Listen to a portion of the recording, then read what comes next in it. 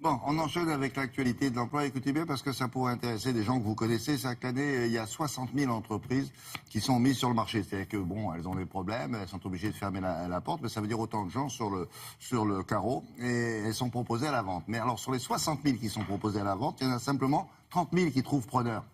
Voilà. Pourquoi? Vous allez voir, la reprise d'entreprise, c'est un véritable enjeu pour le maintien des emplois, comme vous allez le constater avec Sophie Pignal. Et qu'est-ce qu'il faut faire? Regardez. Il y a un an, cette entreprise spécialisée dans la fabrication de pulls marins était en difficulté. Malgré cela, Hervé Coulombel, Xavier Lépine ont décidé de la reprendre. Nous avons repris cette société à la barre du tribunal, comme il est convenu de dire, qui est un process très particulier. Mais quand on aime ça, bien finalement, c'est pas plus difficile qu'autre chose. Il faut simplement bien analyser, serrer les problèmes et repositionner chaque élément dans les bonnes cases. C'est un défi, un challenge, c'est quelque chose aussi qui résonne avec certaines valeurs que j'essaye de porter, parce qu'on essaye de sauver une société, c'est aussi des personnels, un savoir-faire qu'on essaye de faire évoluer vers de nouvelles aventures.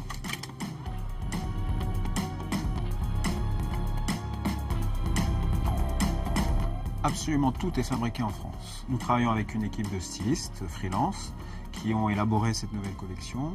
Et donc, à partir de leurs dessins, il s'agit de fabriquer le vêtement. Donc, on part du fil, de la matière première, et ensuite, on va élaborer le tissu.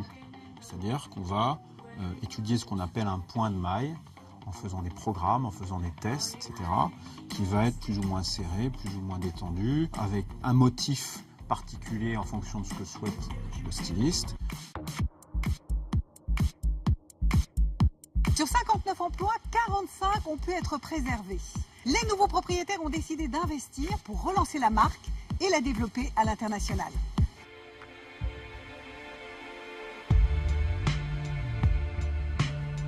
Nous avons constitué un tour de table et nous avons investi environ 1 million d'euros en fonds propres dans cette aventure. Et donc notre stratégie est de faire connaître le produit, faire reconnaître sa qualité et déployer la société avec comme ambition de doubler le chiffre d'affaires dans les 4 ans à venir.